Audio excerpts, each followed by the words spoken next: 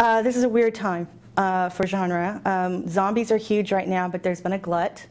How my book stands out from the crowd, I think, is because I do have two female protagonists. It's more about people actually building a community in the zombie wasteland and fighting to survive than maybe just constantly on the run, constantly afraid, constantly, there's a little bit of difference there. It's about the beginning of a new world. It's kind of like the Alamo, except, you got zombies outside the gates.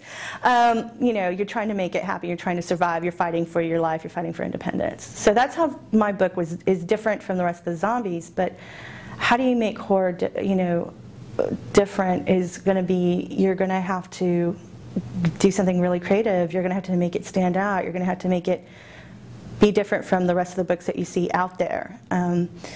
It's difficult right now because there's a glut of vampire books, and I have two vampire books out. They're both very different from each other. I think one of them offers something different because it's Gothic horror. It goes back to the Regency era in Europe, and that's not really common right now, so I think that really stands out. It's kind of this big sweeping Gothic horror tale, So I think that's what people really like because they haven't seen that for a while. And then with the modern day vampire tale, it's in Texas and there's necromancers and there's a form of zombie. So I kind of shook it up just a little bit. You have to shake it up, you have to make something unique. And I think a lot of times as writers we fall into these traps where we try to emulate what's on the New York Times bestseller, not realizing that you have to be different.